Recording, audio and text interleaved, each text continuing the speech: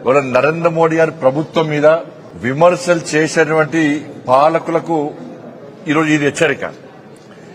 అర్థం పర్థం లేకుండా, అవగాహన లేకుండా, ఆలోచన లేకుండా, వాస్తవాలు తెలుసుకోకుండా కేంద్ర ప్రభుత్వం ఉద్యోగాలు ఎన్నిచ్చింది, ఏడిస్తుందని చెప్పి విమర్శలు చేసేటువంటి ఇప్పుడున్న కాంగ్రెస్ పార్టీ నాయకులు గాని, గతంలో రాష్ట్రాన్ని పాలించిన బీఆర్ఎస్ పార్టీ నాయకులు గాని ఇది చెంపపెట్టు.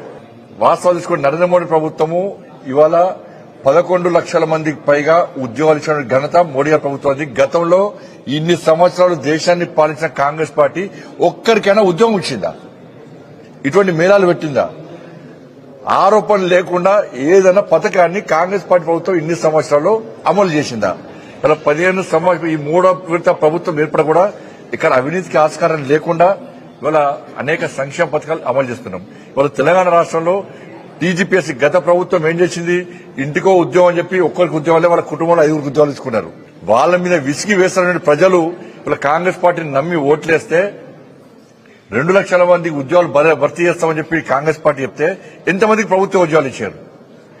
వాళ్ళు 2 లక్షల మంది ఇస్తున్నారు, వీళ్ళు ఇస్తూనే ఉంటామంటారు. ఎంతమందికి ఇచ్చింది ఇవాళ?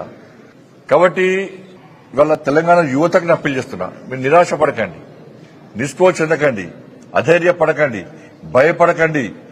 ఇవాళ మీకు ఈ రాష్ట్ర ప్రభుత్వం ఉద్యోగాలు ఇవ్వకుండా కూడా ప్రతి సంవత్సరం నరేంద్ర మోడీ గారి ప్రభుత్వం రోజ్గార్ మేళా పేరుతోనే దేశంలో యువతకు ఉద్యోగాలు ఇస్తున్నాం.